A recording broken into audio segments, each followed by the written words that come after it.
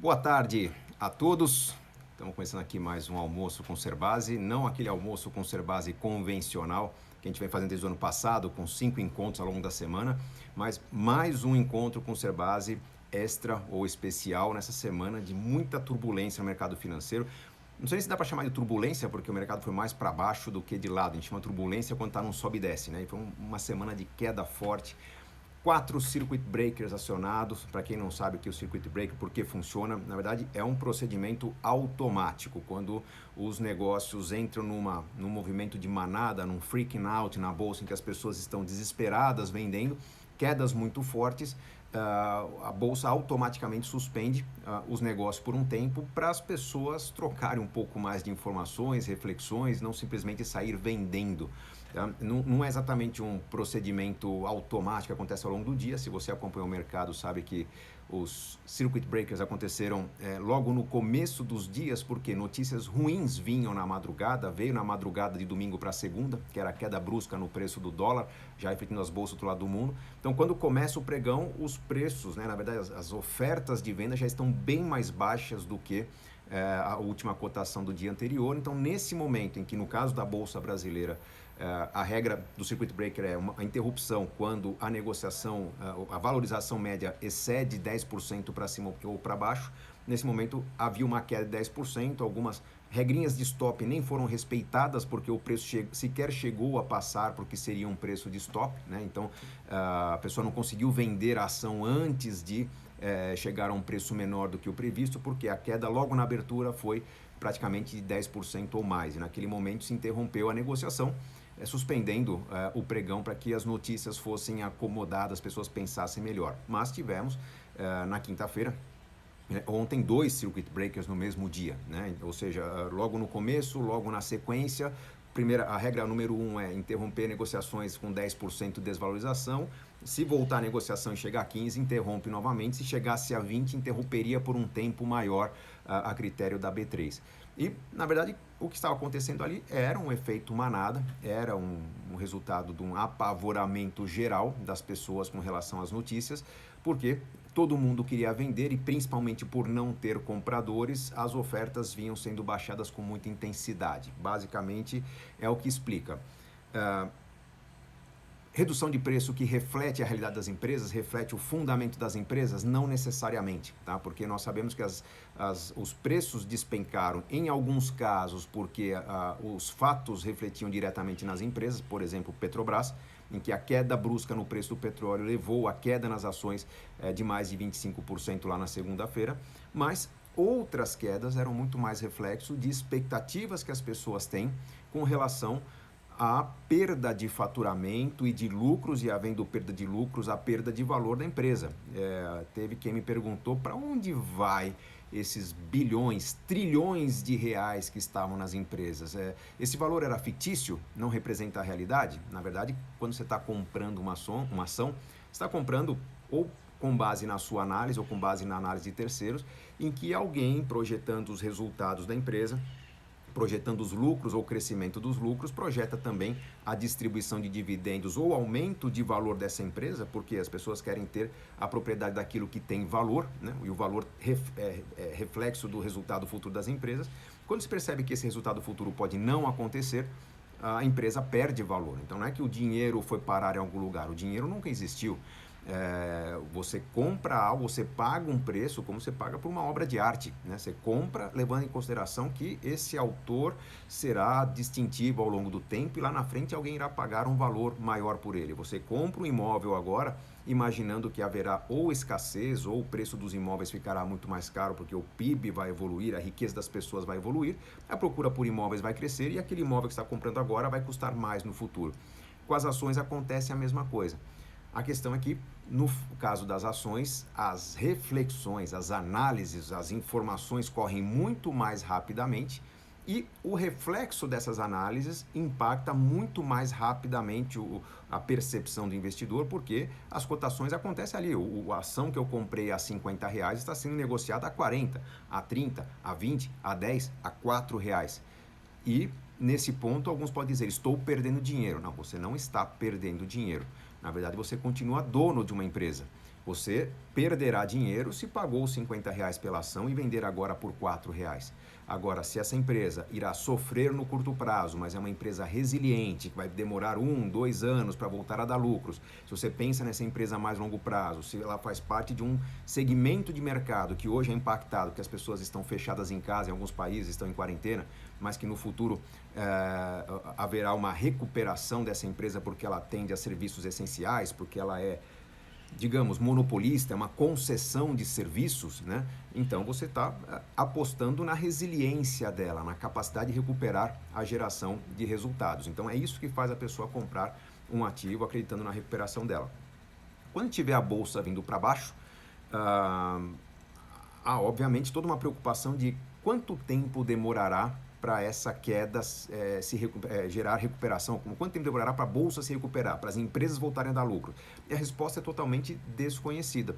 Se você voltar no meu perfil no Instagram, e deixa anotado aí para voltar no final desse nosso almoço com Cerbasi, você vai ver um repost que eu dei numa postagem do meu amigo João Kepler, que na verdade já é uma repostagem que ele fez de algum outro perfil, em que ele faz um mapeamento dos vários circuit breakers que aconteceram nos últimos anos, das várias quedas bruscas na bolsa que aconteceram nos últimos anos e quanto tempo levou para a recuperação acontecer. Eu vou até resgatar esse post, eu não vou conseguir colocar aqui na tela para vocês, mas eu consigo descrever aqui mais ou menos quais são essas principais informações, né? Então temos lá alguns fatos que aconteceram nos últimos 20 e poucos anos. Por exemplo, a crise asiática em 97 causou uma queda de 42,9% na bolsa num período muito curto. A recuperação demorou 2 anos e 4 meses, quase 2 anos e 5 meses. Na sequência tivemos a crise russa, né? E uma queda de mais de 50% na bolsa de valores, 7 meses para recuperação. Era um fato pontual, um problema pontual da Rússia, assustou os mercados, assustou quem estava nos países, principalmente nos BRICS, né? no grupo Brasil, Rússia, Índia, China, depois veio a se incorporar a África do Sul também, mas enfim, uma crise russa afetava o Brasil. E isso assustou muitos mercados, a bolsa caiu e daqui a pouco o problema começou a se resolver na Rússia e o Brasil também acabou fazendo a lição de casa e recuperando.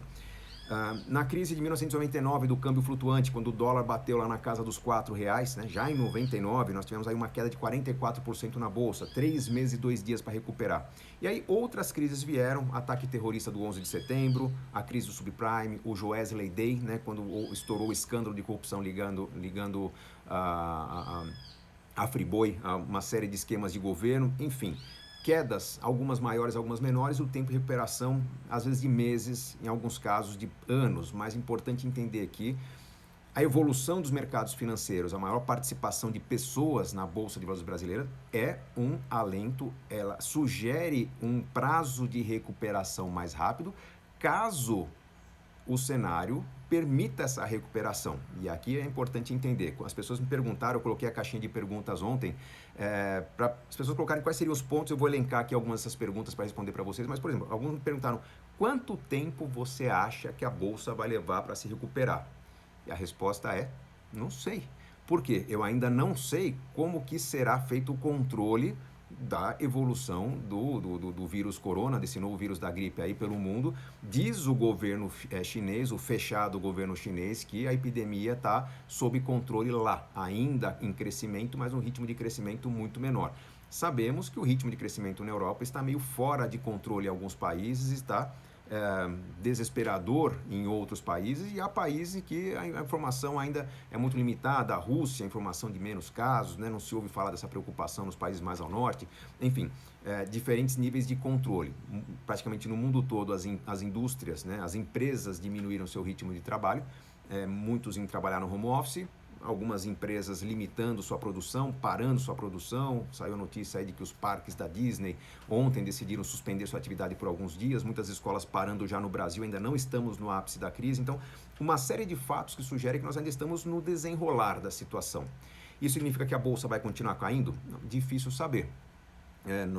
Hoje, nessa sexta-feira, a gente vê que logo pela manhã a gente tinha uma notícia de que o FDA, né, o órgão de controle de medicamentos nos Estados Unidos, Food and Drug Administration, tinha aprovado um método, né, bastante simplificado de detecção do vírus corona, né, seria uma forma de controlar a epidemia com maior eficácia. Nós vimos a Bolsa Brasileira subir mais de 15% hoje pela manhã.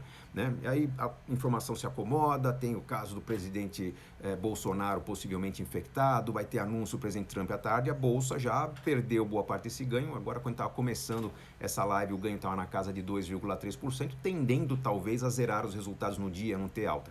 Mas a questão é, estamos falando do índice Bovespa.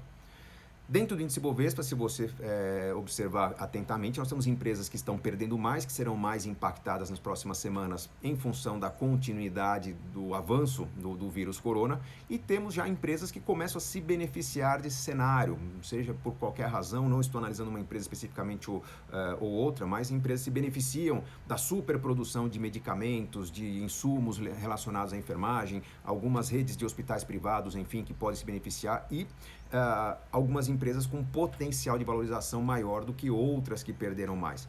Temos também, nitidamente no índice Bovespa, uma queda muito forte nos últimos dias de alguns papéis, Petrobras se destacando, e outros com uma queda bem menor, porque são menos impactadas, né? Sempre se fala que no Brasil o sistema financeiro, bancos são mais resilientes. Por quê? Porque o banco não faz um tipo de operação específico que depende de um tipo de cenário específico.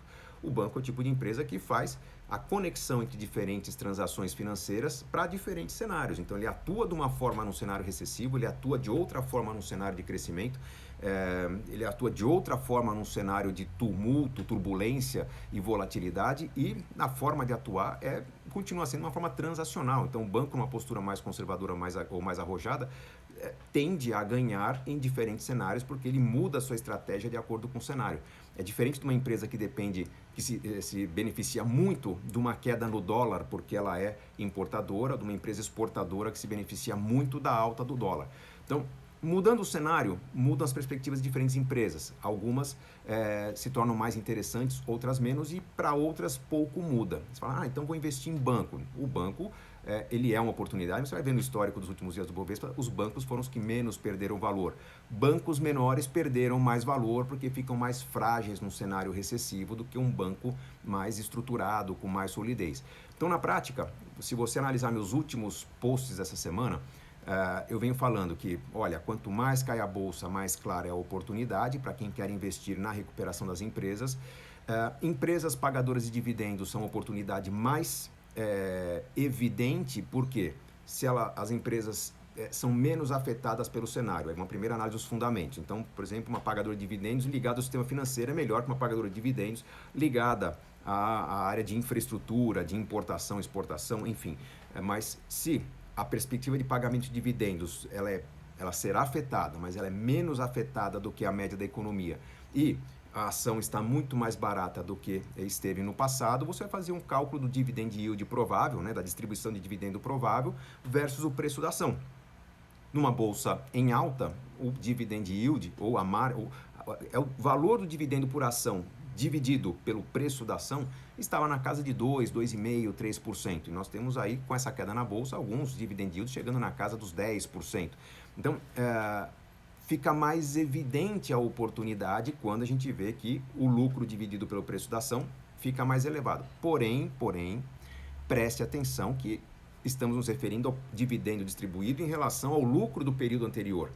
Até as melhores empresas serão afetadas por um cenário de quarentena, de pessoas diminuindo o consumo, evitando o contato social. A economia vai circular de forma muito mais lenta nas próximas semanas, próximos meses. O inverno ainda chega no Brasil, o contágio da gripe é maior no inverno, ele também existe no verão, tá? Tanto que estão acontecendo os casos agora no Brasil, e casos já de contágio natural dentro do território. Isso é uma notícia ruim, mas esperada. E de certa forma nós ainda vamos testar a resistência do brasileiro ao contágio nos próximos 2, 3, 4 meses, quando vem o auge da seca no Sudeste, né, onde está a maior concentração de população e a maior incidência de problemas respiratórios e também de gripe. Então, estamos longe de entender qual que é o fim do problema, mas já estamos em condições de, ao analisar os fundamentos, entender quais são as empresas que menos sofrem ou que mais se beneficiam com esse cenário. Um ponto, tem um comentário aqui da Mônica Brasil Marechal: teste de Bolsonaro deu negativo para coronavírus, mas aí fica aquele negócio diz que não diz. Lembre-se que tem prova e contraprova, né? Então a prova é um teste mais simples, né? Que maior margem de erro, então pode se sugerir que alguém tem um teste positivo e na contraprova de negativo. Eu não vou validar aqui que o presidente está, não está, o Trump está infectado, não está, né? Enfim, esteve em contato com o nosso ministro da Educação, da Comunicação, secretário da Comunicação, enfim. Mas a questão é que nós estamos vivendo um vai e vem de notícias e cada notícia interfere no movimento da Bolsa, cada notícia interfere no humor do investidor. A questão mais importante é que, se você tem investimentos comprados da forma adequada eu vou investir em renda variável porque é uma oportunidade, mas é uma oportunidade para quem tem tempo para colher resultados. Se você fez essa compra e fez nos últimos meses, já com a bolsa 115, 118, quase 120 mil pontos, você certamente está perdendo mais agora, mas deve entender que nos próximos aportes a sua condição de compra está melhor do que antes. Vai comprar o quê? O que você já tem? Não, você vai fazer a tal da análise fundamentalista, que é selecionar quais papéis estão melhores nesse momento. E se alguns papéis estiverem muito melhores do que os que você tem, talvez seja até o caso de reconhecer uma perda do que você comprou, para migrar o seu investimento para um outro que vai valorizar mais. Mas tem que ser um que valorize bem mais. Por quê? Imagine que você comprou um certo papel, vamos pensar na Petrobras, né, que você perdeu aí significativamente uns 40% em pouco tempo. Lembre-se que se a Petrobras demonstrar capacidade de recuperação a curto e médio prazo, você terá um caminho a ser percorrido do valor da ação que está agora até o preço que ela pode chegar, com um bom potencial de valorização isento de imposto de renda. Por quê?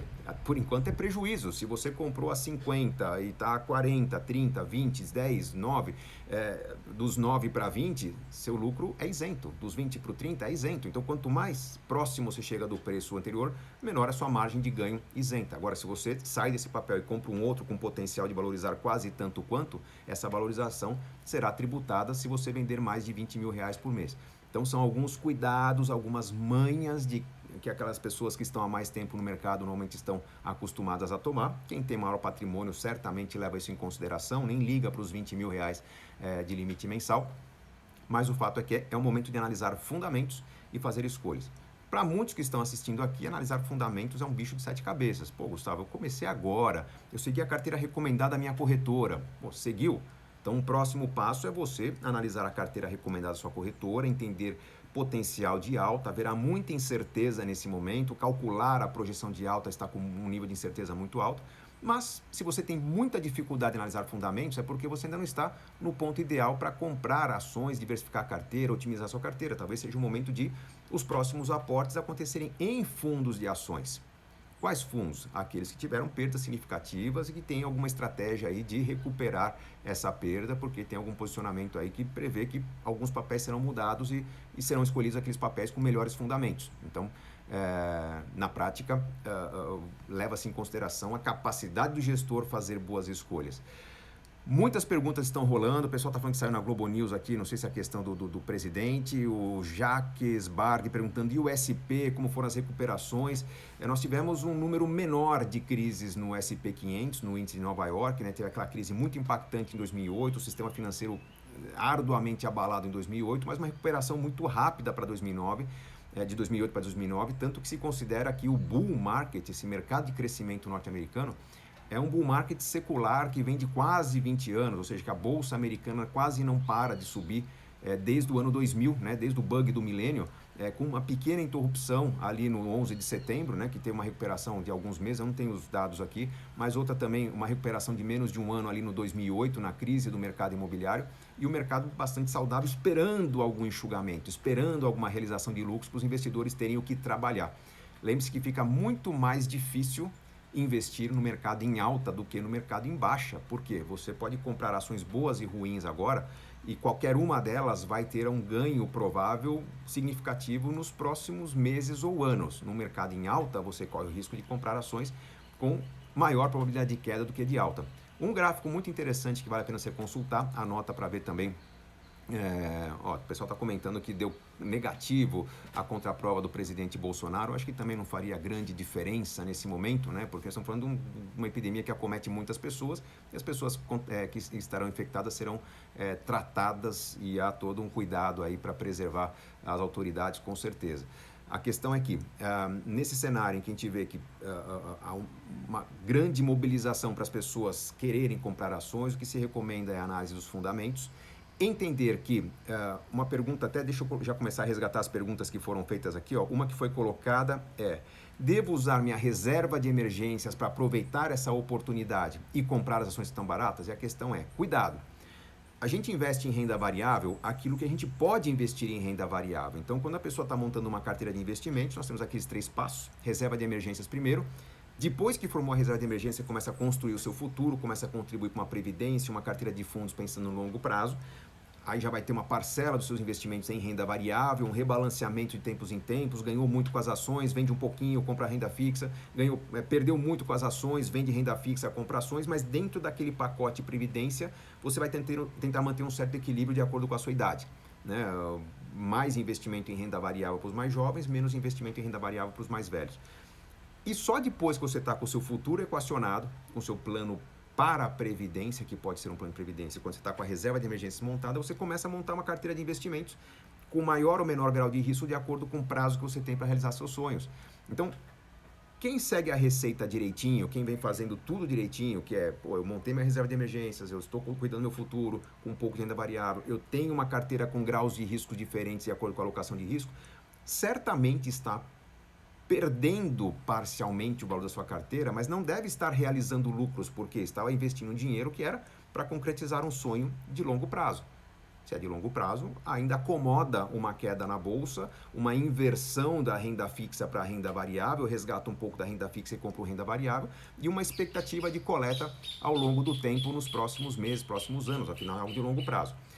Reserva de emergências deve ser usada?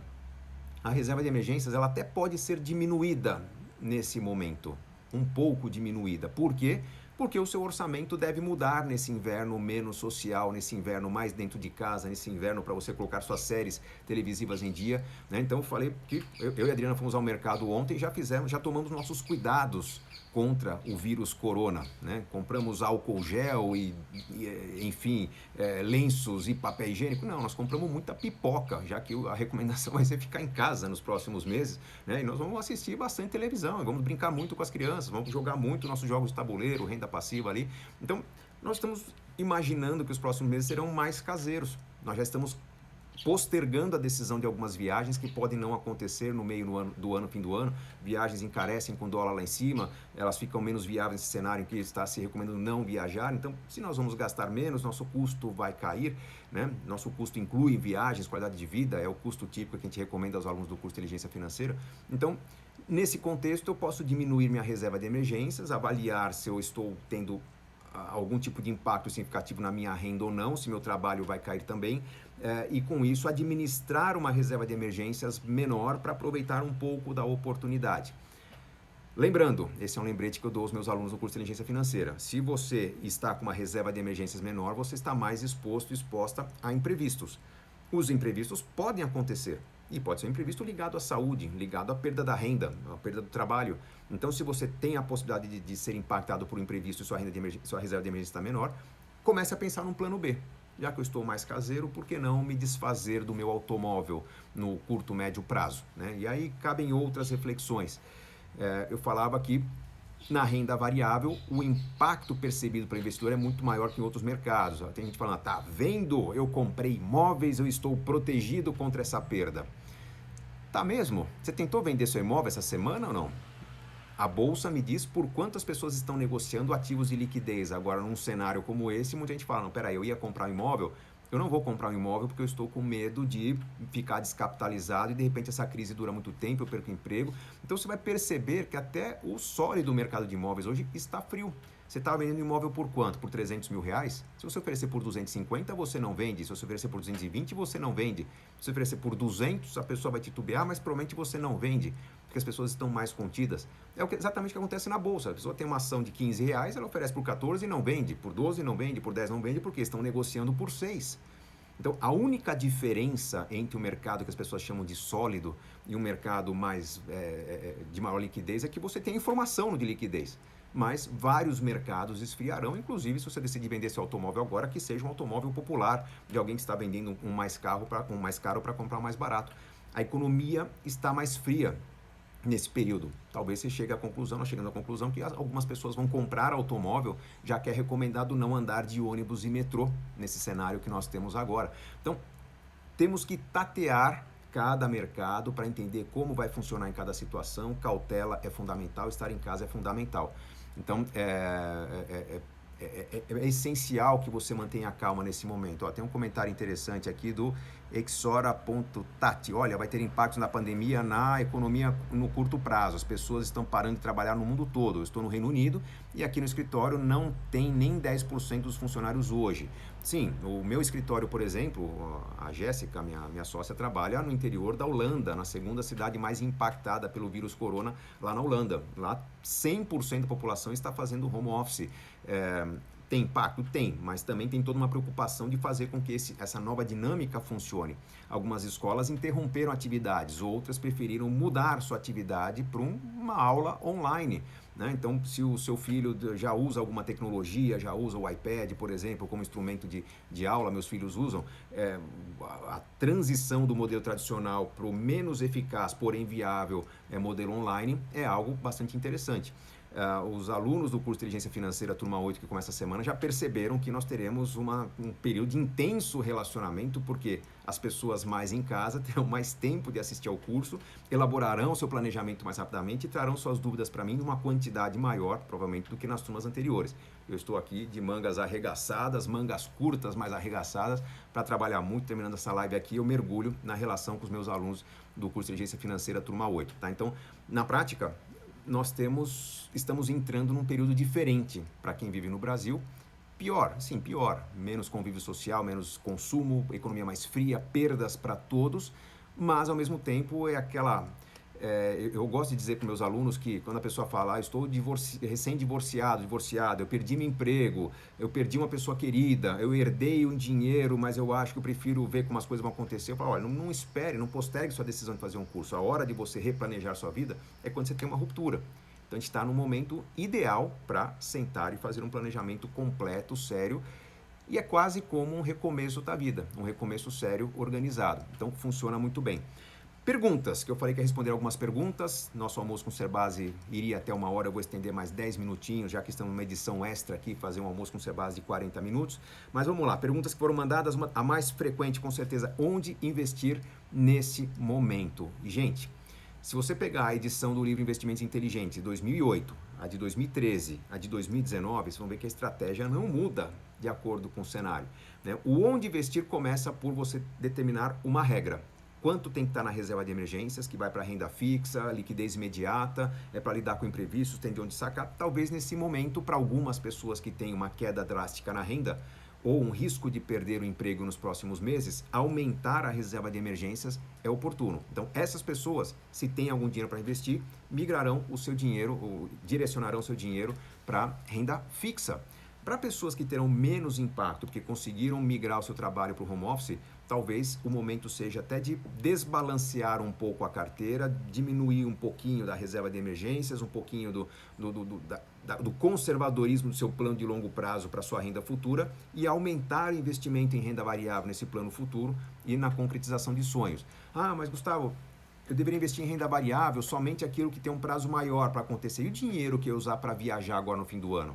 Olha, como o risco da viagem não acontecer até maior, porque o dólar está perto dos R$5, né? Pensando em viagem internacional, e como talvez a recomendação seja a gente manter uma certa contenção de atos de consumo, talvez seja o ano de você dar aquela quebra em hábitos um pouco mais generosos que você tem de consumo, segurar e por isso investir na oportunidade da renda variável para que você concretize esse ato de forma mais generosa no momento em que a bolsa estiver mais elevada e provavelmente com a bolsa elevada o dólar estará mais baixo também. Tem até uma pergunta que alguns fizeram aqui de é hora de comprar dólar? Não, não é hora de comprar dólar por dois motivos muito importantes. Primeiro, porque nós estamos com uma saída de investidores estrangeiros muito consistente já desde o final do ano passado, então essas pessoas indo embora estão puxando o preço do dólar para cima. E o dólar já estando caro, teve um desequilíbrio maior em função dessa fuga em massa, né, de países menos desenvolvidos, o que põe o dólar num patamar com pouquíssimo espaço para valorização. Então, quando você olha um histórico recente e vê o dólar se valorizando, você vê ali que, puxa, ganhei dinheiro se eu comprei dólares, porque você está com um ativo que ficou caro, escasso no Brasil. A tendência que nós temos pelo menos é uma expectativa minha muito clara, tá? Que as coisas se normalizem dentro de um certo prazo, que não sabemos se é fim do inverno brasileiro, meio do inverno brasileiro, ou na data que se descobrir uma vacina para o vírus corona em algum momento nas próximas semanas, ou se de repente as coisas se normalizam aqui quando se perceber que o brasileiro talvez seja menos infectado em média do que populações que vivem em cidades com um sistema de ar-condicionado mais fechado, uma climatização mais restrita, toda uma proteção contra frio, neve, né, que faz com que o contágio seja mais rápido. Então o brasileiro é mais resistente, não porque fisicamente ele é melhor, é porque o clima favorece um contato mais ao ar livre, né, e menor contaminação. Nós sabemos que o contágio é muito rápido, né, infelizmente nossa educação rasa faz com que os hábitos de higiene sejam menos rigorosos do que em outras sociedades em que o confinamento exige cuidados maiores, mas enfim, nós vamos testar nossa força nos próximos meses e eu acredito particularmente que essa combinação de resistência com vacinas, com toda uma flexibilidade, até para lidar com as situações de contágio, vão fazer com que o brasileiro, na média, tenha um comportamento um pouco diferente do que nos países com maior preocupação com a gripe. Lembrando que, para a China, a gripe é um problema. Não estou falando do vírus corona, não estou falando do H1N1, mas a China tem um problema muito sério de grandes cidades todas poluídas, e o problema pulmonar, problemas respiratórios são comuns na maioria da população dessas cidades, e que quando há uma campanha de vacinação da gripe, a adesão é de quase 100% pelo medo de ser contaminado. Então, o problema do vírus corona lá na China está muito mais relacionado à rapidez do contágio e ao medo que as pessoas têm de se gripar, porque a fragilidade é maior. Então, são aspectos que têm que ser levados em consideração também. O Sanches está perguntando, Gustavo, crise mundial ou ainda a bolha do crédito não estourou? Bom, já não tem mais bolha para estourar, né? Se alguma coisa estava inflada, desinflou. Com essa queda na bolsa, com a interrupção dos negócios, com o esfriamento do mercado. Então, a bolha é perigosa quando explode, né? Explodiu a bolha do mercado imobiliário americano lá em 2008. Agora, se houvesse alguma coisa prestes a explodir que a gente não estava sabendo, desinflou e nós temos agora uma ampla margem de recuperação e o sinal de bolha não vai ser detectado por muito tempo, legal? Mais perguntas que foram colocadas na caixinha no story de ontem. Quanto rebalancear? Né? Se eu tenho lá um critério definido dentro do curso de inteligência financeira ou algum outro critério que você segue definido, orientado por alguém. Sua carteira desbalanceou, porque você tinha lá meio a meio, metade renda fixa, metade renda variável. A bolsa vem abaixo, você não tem mais metade em renda variável. Agora você tem, digamos, 25% em renda variável, 75% em renda fixa. Será que é hora de vender renda fixa e comprar renda variável? E a resposta é que não. Agora é hora de você olhar os fundamentos, entender se essa queda perdeu força, entender se as análises mostram caminhos mais interessantes para alguns negócios, né? Abandonar algumas empresas para comprar outras e detectar essa oportunidade. Quanto mais certa for a oportunidade, mais você deve vender da sua renda fixa e comprar a renda variável. Para chegar no meio a meio, não, se a oportunidade for realmente evidente, estamos detectando que tal empresa está projetando faturamento e lucro muito próximo do que tinha no ano anterior, em função de argumentos consistentes, tá? Os negócios estão mudando. Se a distribuição de lucros é oportuna, se os dividendos serão razoavelmente interessantes comparados com o preço pago. Isso já deve estar impactando o preço das ações quando sai um relatório desse tipo. É hora de você comprar um pouco mais desse tipo de empresas pagadoras de dividendos. Tá? Então, quanto rebalancear? Aí entra aquela questão de que se você não tem tempo de analisar, você vai na cartilha. Você vai vender renda fixa para ficar no meio a meio renda variável. Se você tem tempo de acompanhar, você pode até desbalancear para o lado favorável à renda variável e acompanhar de perto se as decisões estão bem tomadas. Então você tinha que ter meio a meio, ficou com 60% renda variável, desbalanceou. Vamos pôr umas regrinhas de stop, vamos vender umas opções vamos comprar umas opções de venda, vamos negociar alguns papéis que têm algumas travas no excesso que eu estou colocando na minha carteira? É assim que pensa o grande investidor. É assim que você deveria pensar, ou se você não sabe exatamente como lidar, está na hora de você investir em conhecimento. E aqui fica o convite, hoje, último dia de inscrição para o curso de Inteligência Financeira. Tá? Estamos fechando a turma hoje, não vou abrir nas próximas semanas, porque o movimento na comunidade está tão intenso que quem entrar nas próximas semanas vai perder o trem, vai se sentir meio perdido, então a gente vai fechar a turma hoje mesmo e vamos ter um trimestre bastante interessante aí pela frente. Pergunta muito frequente, devo comprar ações em queda? Aí eu já falei sobre fundamentos, atenção às geradoras de caixa. Muita gente perguntando se eu sei se a recuperação será ou não ainda esse ano, não dá para saber. Acredito que ela será mais rápida do que se sugere, porque não a recuperação como um todo. Na média, talvez serão meses, anos para recuperação. Mas algumas empresas vão trazer um resultado muito interessante depois dessa queda, tá? E isso é questão de semanas ou meses mesmo. Gente perguntando se eu confio no trabalho da equipe econômica do governo. Gente, vamos lá. Vamos separar política e ideologia do que está acontecendo em termos de fato, né? Eu confio no trabalho da equipe econômica e tenho que confiar no trabalho de qualquer equipe econômica ou criticar esse trabalho. O que nós vínhamos vivendo nos últimos 12 meses de equipe econômica era um trabalho de faxina nas contas, de briga com o Congresso, de negociação de ajustes dolorosos, incômodos, tão dolorosos quanto seria impor uma alíquota de imposto maior ou imposto a mais. Tá? Então, você cortar alguns privilégios políticos, você cortar alguns investimentos, se questiona muito quando é em educação e saúde, isso tudo é muito doloroso, mas quando dentro de um programa que vai mostrar quando aparece o benefício, é algo no qual a gente tem que confiar e entender. Então, eu entendia que a equipe econômica vinha fazendo um trabalho muito interessante, muito sério, alinhado com toda uma condição econômica que vinha pela frente, o que pintava para o Brasil um cenário extremamente interessante, né? E aí perdemos uma oportunidade porque o contexto econômico está forçando a equipe econômica agora a talvez baixar ainda mais a taxa Selic e criar alguns programas de estímulo que vão consumir boa parte da recuperação de caixa que viria desse saneamento financeiro de 10 anos aí proposto, liderado pelo ministro Paulo Guedes, né? Mas tem muito mais gente envolvida nisso aí.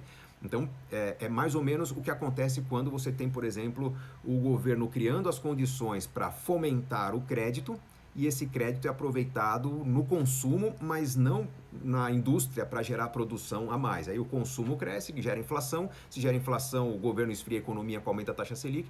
Então, se você não consegue sintonizar os efeitos adequadamente na economia, você cria desequilíbrio, o desequilíbrio força o esfriamento da economia.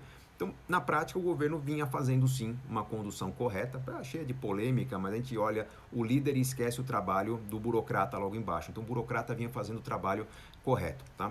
Infelizmente, o cenário econômico vai judiar do Brasil nos próximos anos, vamos ver esse cenário recessivo, esse emprego baixo durar por mais tempo, mas o Brasil, diante de uma recessão mundial, já falei em outras lives, outros vídeos, tem muito menos espaço para queda do que economias que estavam surfando a melhor onda de crescimento dos últimos anos. Então, isso deve gerar sinais que atrairão o capital para o Brasil. Diante de vários países perdendo muito resultado, o Brasil já está no fundo do poço, vai perder menos do que os outros. Isso deve fazer do Brasil um ponto de atenção para os investidores nos próximos anos. Tá? Então, é fundamental entender isso, porque eu continuo entendendo o Brasil como um espaço de oportunidade para os investidores. Está muito esquecido nos últimos anos. Eu tive no World Money Show em Orlando esse ano, divulguei para vocês os meus stories aqui, que o investidor não fala no Brasil. Então, quando ninguém está falando, né, é que a oportunidade está fermentando. Vem o coronavírus, no momento da recuperação, eu acho que nós seremos uma oportunidade bem interessante. Legal? Impacto dessa crise no Tesouro Direto. Bom, um impacto vocês devem entender. Hoje, né, o Fed, o Banco Central americano ali, anunciou a recompra de títulos de vários prazos. Por quê? Porque ele quer tirar do mercado títulos que estão talvez com rendimento mais generoso para colocar no mercado, distribuir no mercado outros títulos com rendimento menor. Então, sim, o impacto na renda fixa existirá. Talvez uma queda na Selic, talvez um efeito de marcação a mercado que a gente já não acreditava acontecer nos pré-fixados. Quem ia vender o pré-fixado segura um pouquinho mais, porque se os juros caírem, haverá uma valorização interessante. O Tesouro IPCA teve uma perda no curtíssimo prazo aqui, porque a tendência é que a inflação tivesse uma mudança de comportamento aí que favorecesse os novos títulos, isso pode mudar também em eventual mudança proposta pelo governo. Então, na prática, todos os mercados são influenciados. O mercado de renda fixa, o mercado de ações, o de ouro que valorizou muito, né? Gente olhando para o ouro, querendo investir. Cuidado, gente. Valorização recente significa que estamos mais perto do esgotamento. Talvez tenha passado o tempo do ouro, o tempo da proteção. Você procura a proteção na alta, não na baixa. E aí, outros mercados, leilões, imóveis, compra e venda, tudo isso tende a ser impactado com essa crise. Então, o mundo dos investimentos funciona na expectativa de bons resultados. Nós estamos diante de expectativas revisadas, então todo planejamento tem que ser revisado também. Só revisando as perguntas, investir em dólar, já falei, se a bolsa não parar de cair, foi uma pergunta colocada, a bolsa para de cair, chega uma hora que não tem mais quem compre. Aliás, contrário, né? A bolsa está caindo, as pessoas querem comprar barato, daqui a pouco não tem quem venda a um preço muito baixo. Né? Então, a partir do momento que notícias boas começarem a surgir, a gente vê que para a queda vai diminuindo o volume de operações da bolsa, em algum momento as notícias boas surgem e o volume cresce com a alta da bolsa também. Faça um estudo, lição de casa para vocês, vocês vão ver o gráfico, né? Usem o aplicativo Trademap, que eu gosto muito, que é gratuito. Faça um estudo do gráfico do Ibovespa nessa semana e comparem também com o volume de negociações do Ibovespa. Quanto que teve de volume de negócios ao longo dessa oscilação nos gráficos. Vamos ver que a falta de negociação é um elemento importante para acionar, para projetar para baixo um índice, né? Ou seja, não tem quem compre, alguém vai forçar o preço lá para baixo para convencer essa pessoa a comprar um preço irreal. Então, não é manipulação do mercado, é o desespero de alguns forçando o bom negócio na vida de outros, tá? Bom, aí o pessoal perguntando de usar reserva de emergência, respondi todos esses pontos, enfim. Esse panorama que eu queria passar para vocês. Lembrando que estamos no último dia de inscrições para o curso de Inteligência Financeira, turma 8. Eu coloquei um gráfico bem interessante no meu perfil do YouTube, mostrando o que aconteceu durante os 3 meses de interação direta comigo nas 7 turmas anteriores. Nenhuma turma teve um cenário tão interessante para trabalhar planejamento quanto essa. Talvez a gente esteja, durante esses 3 meses, 1 mês e meio, 2, talvez quase os 3 ainda vendo um cenário recessivo, uma bolsa em baixa, não importa. Nós estaremos montando um planejamento, montando uma estratégia para aproveitar a tendência de alta na Bolsa de Valores. Lembrando que há um período de garantia em que você pode testar o curso, se não gostar, você simplesmente cancela. Muitas pessoas comentam, mas Gustavo, por que seu curso custa tanto? Porque é o único curso no mercado em que eu vou interagir diretamente com cada um de vocês que está participando. Eu vou ajustar cada um do planejamento de vocês e isso vai consumir algumas horas minhas e da equipe que me dá o suporte caso esteja perdendo um ou outro comentário. Eles me ajudam a manter a coisa organizada. Então, temos uma estrutura. Essa estrutura entrega um resultado, entrega um retorno que é muito mais rápido do que você imagina, principalmente no cenário que nós temos. Então, fica o convite para conhecer o curso Inteligência Financeira. Tem o link na minha bio, você vai lá no meu perfil e clica lá para acessar o curso Inteligência Financeira. A equipe do suporte está atendendo, vai tirar todas as dúvidas com vocês. Obrigado por mais um almoço com Serbase. O grupo do Telegram vai receber também o resumo desse nosso papo aí mais tarde. E para quem estiver na turma 8 do curso Inteligência Financeira, eu vi que tem vários alunos aqui que estão comentando. Daqui a pouquinho estou ao vivo com vocês, tirando todas as dúvidas, esclarecendo cada ponto, ajustando todo o planejamento desses alunos que já estão e dos que chegarão até o fim do dia de hoje. Muito obrigado, gente. Uma ótima tarde para vocês. Eu já estou preparando aqui o meu descanso no sítio no fim de semana. A semana foi dura? Foi, mas para quem tem um bom planejamento financeiro, foi uma semana de entender e aproveitar oportunidades. Agora é hora de descansar, celebrar. Fim de semana é para isso. Bom fim de semana para vocês. Descansem, durmam bem, se alimentem bem, que semana que vem as emoções continuam. Valeu, gente, até mais.